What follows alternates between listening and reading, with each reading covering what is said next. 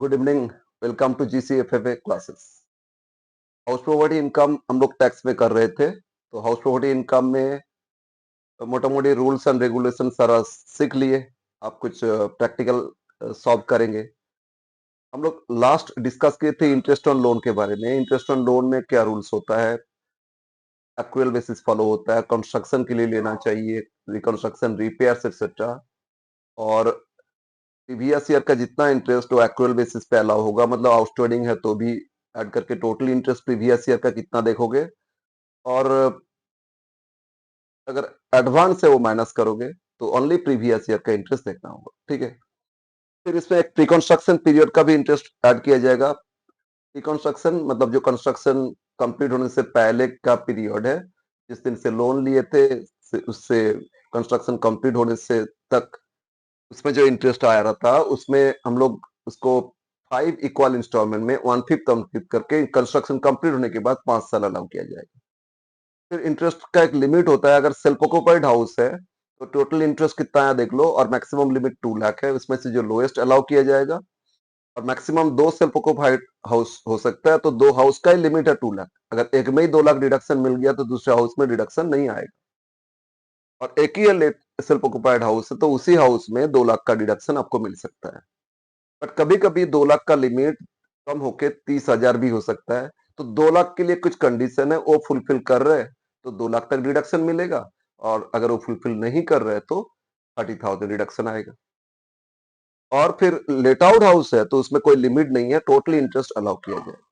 इस बेसिस पे हम लोग 2 क्वेश्चन सॉल्व करेंगे इंटरेस्ट रिलेटेड। ठीक है। इससे पहले क्वेश्चन पूछ सकते हैं आपसे, तो हम लोग देखते हैं कैसा क्वेश्चन इसमें हो सकता है। यस, ये 2 क्वेश्चन मैंने लिख के रखे, ऊपर जरा सारा रूल्स लिखे थे। First question, mister Z took loan ₹25 lakh. Mister Z loan लिए कितना का, 25 लाख, और for his own residential house, मतलब सेल्फ ऑक्युपाइड हाउस हो गया। और लोन लिए थे 1/10/2017 को। इंटरेस्ट 10% पे करना per annum. Construction of the house complete हो गया 1/12/20 को। और उन्होंने लोन रीपे किए 2 बार। एक बार रीपे किए 1/7/19 को 5 लाख रीपे किए, और 1/7/23 को 10 लाख रीपे किए। मतलब टोटल 25 में से 10-15 लाख पे हो गया, 10 लाख अभी भी लोन अनपेड रह गया। तो फाइंड करना deduction 24B for the assessment year 24-25। Okay, ये था फर्स्ट क्वेश्चन। फिर सेकंड क्वेश्चन भी है ऐसा, तो पहले फर्स्ट क्वेश्चन सॉल्व करते, राइट। सॉल्व करते क्वेश्चन 1, सॉल्यूशन।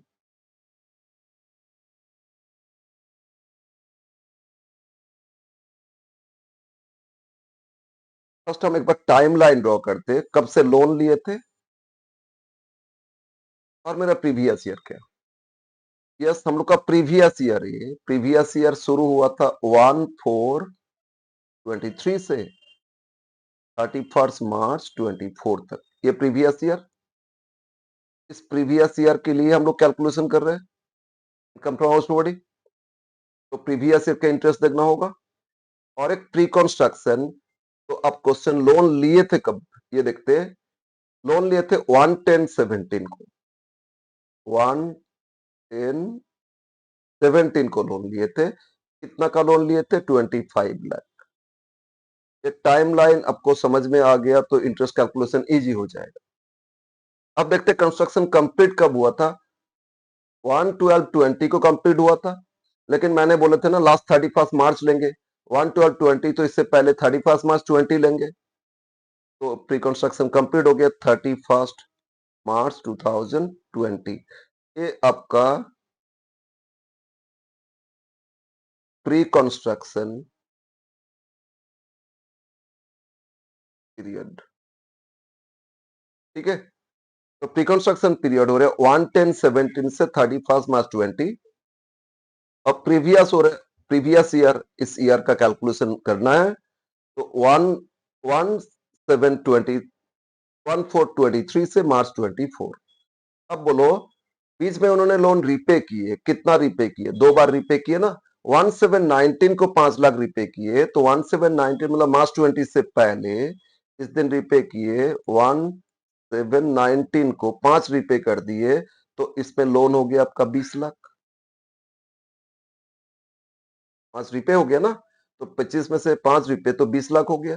सर इंटरेस्ट भी तो पे किए, इंटरेस्ट वो सेपरेट है, इंटरेस्ट टुगेदर विद इंटरेस्ट अलग से पे कर रहे हैं, इंटरेस्ट उसको इग्नोर करते हैं। लोन कितना देखोगे, प्रिंसिपल ऑफ लोन, ठीक है। नाउ फिर उन्होंने एक बार फिर लोन रिपे किए, 10 लाख रिपे किए। कब रिपे किए? 1723 को रिपे किए, 1723 मार्च, अच्छा यस, 1723 को फिर कितना रिपे किए बोलो? 10 लाख रिपे किए। तो इसमें हो गया आपका फिर 10 लाख, 10 लाख रिपे किए, 20 में से 10 लाख रिपे लोन हो गया। अब बताओ प्रीवियस ईयर में ये जो 14 इस दिन को लोन कितना था? बोलो बोलो, 20 लाख था, है ना? इसमें रिपे किए ना इस दिन को, तो ये जो पीरियड इसमें कितना था? 20 लाख। इसके बाद ये जो रिमेनिंग पीरियड इसमें हो गया कितना? 10 लाख। तो पूरा प्रीवियस ईयर में दो दो अलग अलग लोन था, 14 से 17, 4 5 6 3 मंथ्स था 20 लाख, और इसके बाद 9 मंथ्स आगे हो गया कितना? सॉरी, यस 9 मंथ्स, 17 से मार्च, 9 मंथ्स हो गया 10 लाख। तो प्रीवियस ईयर का इंटरेस्ट दो बार कैलकुलेशन करोगे, 20 लाख पे 3 महीना का और 10 लाख पे 9 महीना का। समझ में आया ना? अब आ जाते हैं प्री कंस्ट्रक्शन। प्री कंस्ट्रक्शन में 25 लाख इतना दिन था, कितना दिन था, कितना? 25 लाख। और इसके बाद ये जो कुछ और पीरियड है इसमें कितना हो गया था? 20 लाख। ओके, तो अब कैलकुलेशन करेंगे। अब प्री कंस्ट्रक्शन का इंटरेस्ट इसका 1/5 करके आगे 5 साल तक, 20 में 5 साल जोड़ोगे तो कितना? 25 तक, मतलब 31 मार्च 25 तक 1/5 करके जोड़ना है। तो 24 23 24 में तो जोड़ेंगे 1/5, इसके बाद नहीं जोड़ेंगे, 25 के बाद नहीं जोड़ा जाएगा, यहां तक जोड़ा जाएगा 1/5 करके, ठीक है ना? तो प्रीवियस ईयर इंटरेस्ट फाइंड करोगे प्री कंस्ट्रक्शन का, ये दोनों फाइंड कर लो, आ जाएगा आपका। यस, तो सॉल्यूशन फाइंड करेंगे, क्या फाइंड करेंगे? एक तो फर्स्ट पार्ट, इंटरेस्ट और प्रीवियस ईयर 14,023 टू 31 मार्च 2024। बताओ ये टेबल से कितना आसान हो गया। 1423 से 1723, 20 लाख था। तो फ्रॉम, फर्स्ट पार्ट हो रहा है, फ्रॉम 14 2023, सॉरी, 1423 23 टू 1723, इसमें कितना लाख था बोलो? 20 लाख, है ना? और रेट ऑफ इंटरेस्ट क्या दिया था? 10%, 10% पर है ना, इंटू 10% इंटू, अब बताओ कितना दिन का इंटरेस्ट? 3/12 ये करोगे, ठीक है ना? और बी, फ्रॉम 17/2023 टू 31 मार्च 2024, इसमें कितना था? 10 लाख, 10% इंटू 9/12 करोगे और दोनों इंटरेस्ट जोड़ लेना, आपको मिल जाएगा टोटल इंटरेस्ट, राइट? तो एक बार कैलकुलेशन करें, क्या हो रहा है आपका, देखो इंटरेस्ट कैलकुलेशन। फर्स्ट 20 लाख पे 10%, 2 लाख, 2 लाख पे इंटू 3/12 मतलब 1/4, 2 लाख पे 1/4 मतलब हो रहा है आपका 50,000, ठीक है। 20 लाख पे 10%, 2 लाख, 2 लाख पे कितना? 2 लाख इंटू 1/4, यस 50,000। और 10 लाख पे 10%, 1 लाख, 1 लाख इंटू 9/12 75,000, 1 लाख इंटू 9/12 मतलब 3/4, यस 75। तो टोटल प्रीवियस ईयर इंटरेस्ट आया कितना बोलो? 1,25,000। बोलो समझ में आया? ठीक है ना? तो हम लोग कौन सा पीरियड का फाइंड किए? प्रीवियस ईयर का किए। अब दूसरा पार्ट प्री कंस्ट्रक्शन का देखना है, B, second part, interest for pre construction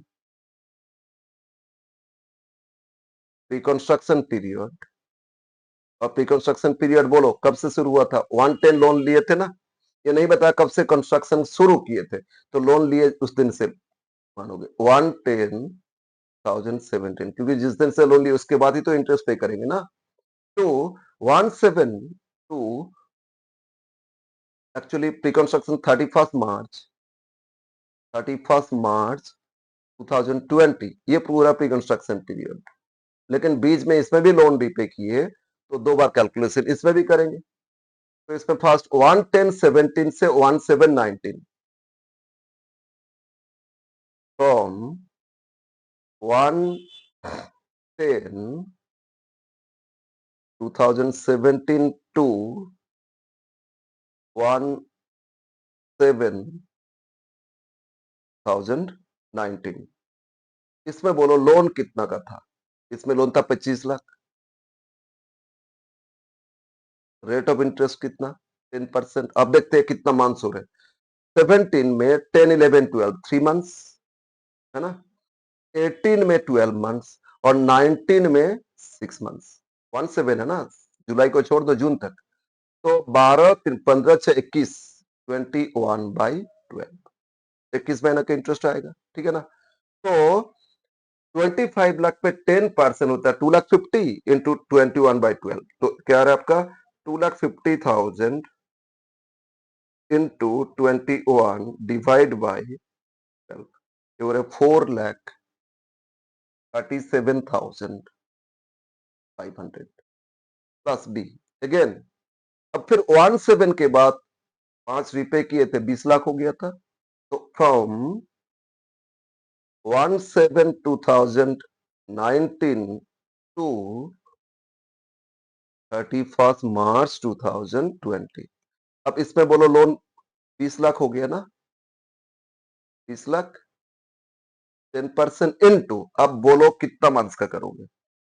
19 में 6 मंथ्स 1 जुलाई से लेकर दिसंबर और 20 का 3 मंथ्स मतलब 9 months into 9/12 20 lakh into 10% 2 lakh into 9/12 150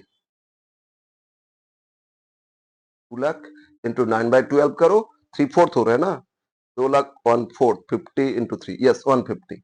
तो दोनों को जोड़ लो 5,87,500। तो प्री कंस्ट्रक्शन का टोटल इंटरेस्ट मिला 5,87,500 और प्रीवियस ईयर का 125। देखो टोटल इंटरेस्ट क्या बोलते हैं प्रीवियस ईयर टोटल इंटरेस्ट लेंगे और प्री कंस्ट्रक्शन का 1/5 करके आगे 5 साल कंप्लीट होने के बाद 5 साल लिया जाएगा है ना। तो देखो total interest therefore total interest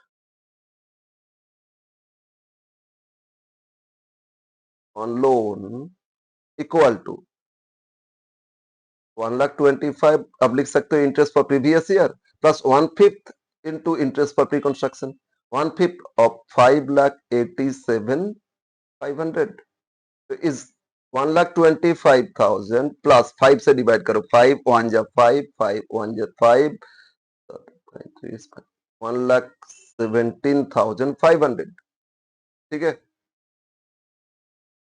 तो दोनों जोड़ लो तो 125 2 लाख 20 30 42,000 2,42,500 राइट। टोटल इंटरेस्ट मिल गया। समझ में आया बोलो। तो क्या करोगे एक तो प्रीवियस ईयर का इंटरेस्ट कितना देखोगे कितना पे है अनपेड है उससे मतलब नहीं एक्चुअल बेसिस है ना। तो for the year how much interest ठीक है इन कार्ड वो आपको देखोगे वो टोटल आ गया 125। फिर इसमें बताया गया कंस्ट्रक्शन कंप्लीट होने से पहले जो इंटरेस्ट पे किए तो वो भी आपका एक्सपेंसेस था। तो उस प्री कंस्ट्रक्शन का जो भी इंटरेस्ट आएगा टोटल उसको कंप्लीट होने के बाद आगे 5 इयर्स तक 1/5 करके हर साल अलाउ कर दोगे। तो 5 इयर्स 25 तक अलाउ हो रहा था तो 24 में अलाउ होगा 23 24 में।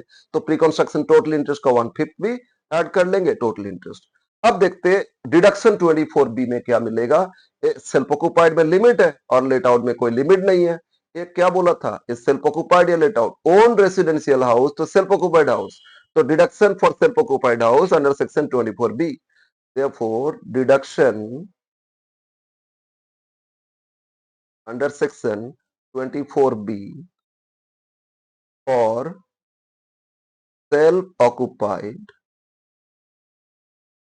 house क्या रूल्स बताए थे? List of two. एक तो देखोगे टोटल इंटरेस्ट कितना है बोलो? 2,42,500। और एक बताए थे मैक्सिमम लिमिट, और मैक्सिमम लिमिट में दो चीज ध्यान देना होता है, 2 लाख आएगा या 30,000, है ना? इनका एक ही सेल्फ ऑक्युपाइड, दो तीन तो बोला नहीं। तो इसमें क्या कंडीशन था 2 लाख के लिए? अभी भी लिखा हुआ है, देखो ये 2 लाख का limit, condition for 2 lakh limit, loan taken after 99 और कंस्ट्रक्शन कंप्लीट होना चाहिए 5 इयर्स के अंदर। लोन ये तो कब लिए थे? 99 के बाद 17 को लिए थे, और कंस्ट्रक्शन कंप्लीट होने में देखो कितना लगा, 5 इयर्स लगा ही नहीं। 17 से 19 से 20 में हो गया ना, सॉरी 17 से 20, 5 इयर्स कहाँ कंप्लीट हुआ ही नहीं, 21 मंथ और कुछ मंथ लगा था, लेकिन प्री कंस्ट्रक्शन तो आया था ना 21 मंथ्स। तो आपका आपका सॉरी 21 और 9 है ना, तो फिर भी 30 मंथ्स, तो आपका 5 इयर्स नहीं हुआ ना, तो लिमिट क्या हो जाएगा? 2 लाख। तो मैक्सिमम लिमिट कितना? 2 लाख। आया समझ में? अब इसमें से क्या लेंगे? लोएस्ट से क्या लेना होगा? लो, तो लोएस्ट कितना? 2 लाख। तो डिडक्शन अंडर सेक्शन 24B कितना मिलेगा? ₹2 लाख। आंसर, फर्स्ट पार्ट का आंसर हो गया, फर्स्ट क्वेश्चन का आंसर। ठीक है ना, समझ में आया? तो एक कैलकुलेशन इंटरेस्ट ऑन लोन के लिए सेपरेटली 5 मार्क्स में कभी कभी क्वेश्चन दे देता है कि फाइंड करो interest on loan how much allowed under section 24B। ठीक है, सेल्फ ऑक्युपाइड हाउस तो कितना, लेट आउट हाउस तो कितना। लेट आउट, यही हाउस लेट आउट देता ना, कोई लिमिट नहीं, 242 500 ही अलाउ हो जाता। राइट। अब क्वेश्चन टू में समझ में आया? तो अब देखो क्वेश्चन टू। क्वेश्चन टू भी ऐसा है, थोड़ा सा इसमें कैलकुलेशन करेंगे। क्या देखो क्वेश्चन क्या दिया है? Mr. Sen, Mrs. Sen took loan construction of house 1 for 15. 15 को लोन लिए थे at 12% interest per annum. She repaid loan 4 lakh each year on 31st December. हर साल दिसंबर को उन्होंने 4 लाख करके लोन रिपे करते जा रहे हैं, और ये लोन रिपे करना शुरू किए थे, कमेंस हुआ था 31 दिसंबर 17 से। ठीक है, 15 में तो लोन लिए, हर साल दिसंबर नहीं पे कर रहे, 17 से हर साल, दिसंबर 17 से हर साल कितना रिपे कर रहे हैं? 4 लाख रिपे कर रहे हैं। और उन्होंने जो रिपे कर रहे हैं उसमें इंटरेस्ट टुगेदर विद इंटरेस्ट भी रिपे कर रहे हैं। अब हर लोन कितना लोन लिए थे दिया नहीं, हाँ ध्यान देना, कितना लोन लिए थे 1/4/15 को दिया नहीं, वो अमाउंट हम लोग बैक करेंगे, बैक कैलकुलेशन करेंगे। Her loan ₹6 lakh still unpaid on March 24। Previous year end में उनका 6 लाख रुपया अभी भी लोन अनपेड रह गया, और कंस्ट्रक्शन कंप्लीट हो गया था 30 जून 18 को कंप्लीट हो गया था। और फाइंड करना deduction 24B for the assessment year. Okay, अच्छा ये हाउस किस पर्पस में यूज कर रहे हैं, लेट आउट या सेल्फ ऑक्युपाइड? कुछ बताया नहीं सर, कुछ तो बताया नहीं। कुछ बताया नहीं तो दोनों ही ऑप्शन लेंगे, एक बार लेट आउट तो कितना डिडक्शन अलाउ करेंगे, और एक बार सेल्फ ऑक्युपाइड तो कितना अलाउ करोगे। ठीक है, तो टाइम लाइन ड्रॉ कर लेते हैं, एक तो प्रीवियस ईयर और प्री कंस्ट्रक्शन, ये टाइम लाइन में आसान हो जाता है क्वेश्चन करना। ठीक है, तो लिखते हैं question two. Question number, time line draw करते हैं। एक हम लोग का प्रीवियस ईयर, ये प्रीवियस ईयर हुआ था 1/4/23 से 31 मार्च 24। ये बोला मार्च 24 में उनका लोन ड्यू रह गया कितना, 6 लाख। और उन्होंने हर साल बोलो कब रिपे करते? 31, अच्छा हर साल दिसंबर को रिपे करते, हर साल दिसंबर को रिपे करते, कितना करके? 4 लाख। तो सोचो मार्च में 6 लाख था, तो ये जो दिसंबर 31 दिसंबर क्या था, 23 था, इससे पहले 4 लाख ज्यादा था, मतलब इसमें क्या था, यहाँ 6 लाख हो गया था ना, के बाद तो 6 लाख, मतलब यहाँ 6 लाख हो गया था, तो मतलब ये पीरियड था 6 लाख, और इससे पहले कितना था, 10 लाख। बोलो बोलो, समझ में आया? यहाँ चार रिपे किए थे ईयर एंड में, इसीलिए तो 6 लाख है ना, और दिसंबर में रिपे कर रहे। तो प्रीवियस ईयर इससे पहले फिर दिसंबर 31 दिसंबर क्या था बोलो? 23 तो 22, इसमें कितना रिपे किए थे? 4 लाख फिर रिपे किए थे, तो 10 से 4 जोड़ लो, 14 लाख था, है ना? फिर 31 दिसंबर 21, इसमें फिर 4 लाख रिपे किए तो 18 लाख था, ठीक है ना? फिर 31 दिसंबर 20, फिर 4 लाख रिपे किए तो इससे पहले 4 लाख और ज्यादा था, 22 लाख था। अगेन 31 दिसंबर 19, इसमें 4 और रिपे किए तो 26 लाख था। अब देखते कब से शुरू किए थे लोन रिपे करना? फर्स्ट टाइम लोन रिपे करना शुरू किए थे फ्रॉम दिसंबर 17 से शुरू किए थे। अच्छा 19, ओहो, 31 दिसंबर 18, इसमें और 4 लाख था, 30 लाख था, है ना? और 31 दिसंबर 17, इसमें और 4 लाख रिपे किए थे तो 34 लाख लोन था। और बस यही फर्स्ट रिपेमेंट है।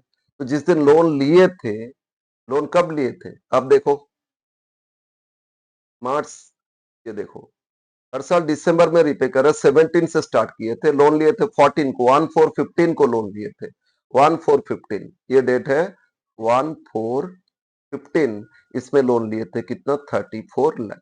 इसमें और रुपए में नहीं है ना, तो पीछे से बैक करते गए, हर साल रिपे कर रहे, चार चार चार चार, तो फर्स्ट 17 को रिपे किए थे 4, तो 4 रिपे किए थे, मतलब इससे पहले कितना था? ये जो डेट था, अच्छा अब इसमें हम कलर चेंज करते, ये जो डेट था इसमें था 34 लाख, ये जो है इसमें था कितना? 30 लाख, इसके बाद जो एक पीरियड इसमें था 26 लाख, इसके बाद जो पीरियड इसमें था 22 लाख, 22 लाख, ठीक है? इसके बाद जो पीरियड, ये देखना नहीं है, हम लोग को प्रीकंस्ट्रक्शन देखना होता है और प्रीवियस ईयर देखना होता है। प्रीवियस ईयर ये तो देख चुके, प्रीवियस ईयर इसमें 10 लाख था, 10 लाख, और इसमें कितना? 6 लाख, ठीक है? अब आ जाते प्रीकंस्ट्रक्शन पीरियड कब कंप्लीट हुआ था, कंस्ट्रक्शन कब कंप्लीट हुआ था? देखो कंस्ट्रक्शन कंप्लीट हुआ था 30 जून 18, तो हम लोग लेंगे 31 मार्च 18, कंस्ट्रक्शन कंप्लीट देंगे क्या? 31 मार्च 18, दिसंबर 18, इससे पहले ये 31 मार्च 18, ये हो गया प्री कंस्ट्रक्शन पीरियड,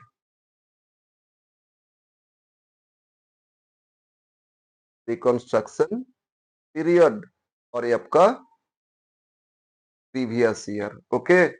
तो प्री कंस्ट्रक्शन में बताओ लोन कितना था? 1415 से दिसंबर 17 था 34 लाख, और जनवरी से मतलब 1 जनवरी से लेके जनवरी 17 से 31 मार्च 18 में कितना था आपका? 30 लाख। के बाद भी 30 लाख था, फिर 26 हो गया, लेकिन बीच में पीरियड वो इस प्रीवियस ईयर का हम लोग नहीं कर रहे, वो हो चुका पहले, जब हम लोग टैक्स हर साल भर रहे थे तो उस साल हो चुका। अब हम लोग प्रीवियस ईयर का और प्री कंस्ट्रक्शन का देखेंगे। बोलो एक टेबल अगर बना लोगे तो आपको एकदम अच्छा से समझ में आ जाएगा। अच्छा 18 से 5 साल जोड़ो, कितना होता है? 18 है ना, 18 में 5 जोड़ो तो कितना होता है? 31 मार्च 18, 5 साल जोड़ोगे कितना आएगा बोलो? 23, 31 मार्च 23, ठीक है ना?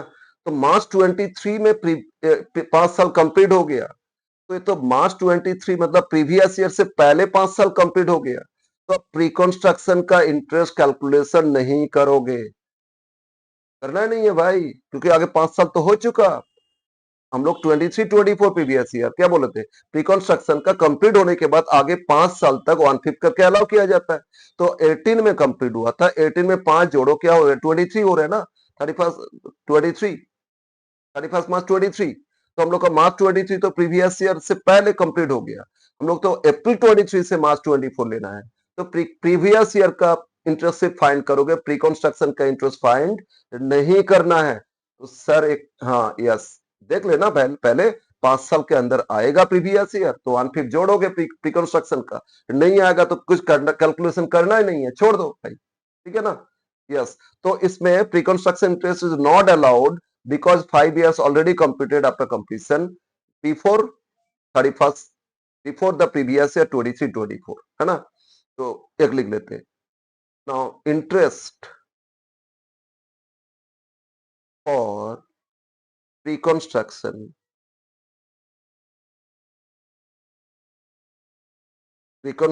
period is not allowed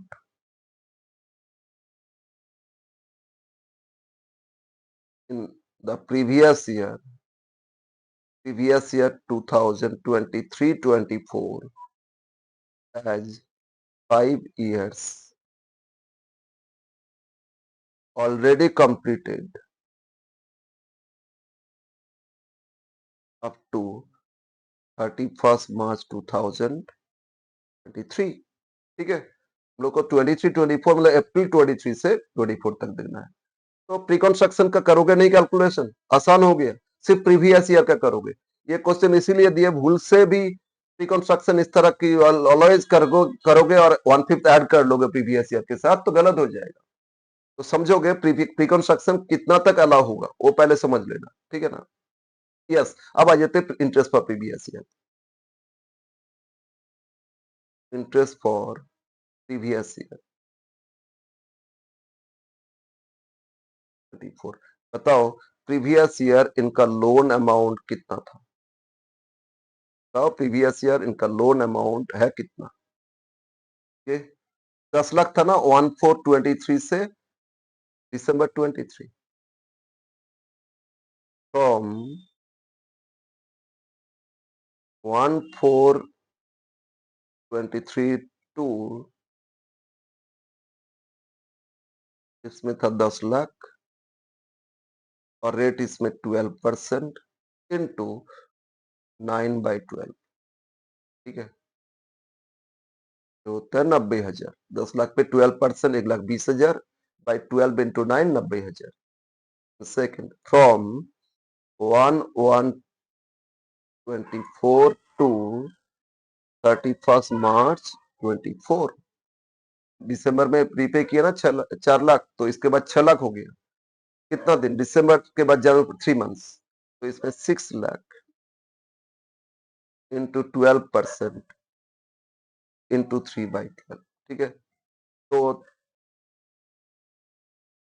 18,000। 6 lakh पे 12% कितना होता है, 72,000। 12 कैंसिल करो ना, 3 18,000, यस, तो 90 और 18 1,08,000। तो टोटल इंटरेस्ट मिल गया कितना, 1,08,000। अब इनका, अब देखते हैं इनका प्रॉपर्टी सेल्फ ऑक्युपाइड या लेट आउट क्या था, कुछ बताया नहीं सर इसमें। तो एक बार लेट आउट मान के करेंगे तो भी 1,08,000 आएगा और सेल्फ ऑक्युपाइड उसमें भी कितना आएगा 1,08,000, क्योंकि 99 के बाद लोन लिए थे और 5 साल के अंदर कंप्लीट कर गए। जब लोन लिए थे ना उसके बाद with in 5 years construction complete हो गया था, ठीक है। अरे 5 इयर्स के अंदर कंप्लीट हो गया था, देखो 15 से 18 16 17 18 3 साल में कंप्लीट हो गया, 5 साल लगा ही नहीं रिकंस्ट्रक्शन पीरियड, ठीक है ना। तो यस, दूसरा ये है। तो देखो नाउ डिडक्शन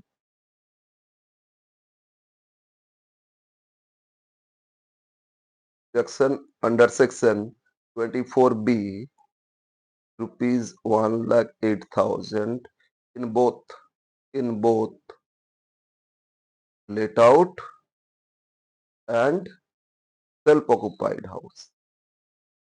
लेट आउट में कोई लिमिट नहीं होता, पूरा 1,08,000 आ जाएगा और सेल्फ ऑक्युपाइड में लिमिट है 2 लाख, क्योंकि 99 के बाद लोन लिए थे, कंस्ट्रक्शन 5 साल के अंदर कंप्लीट कर लिए थे, तो 2 लाख लिमिट है और ये तो 1,08,000 है, तो 1,08,000 इन दोनों केसेस में चाहे लेट आउट हो या सेल्फ ऑक्युपाइड हो, दोनों केस में इतना इंटरेस्ट अलाउ किया जाएगा, ठीक है। तो बाकी हम लोग सीखेंगे नेक्स्ट क्लास में।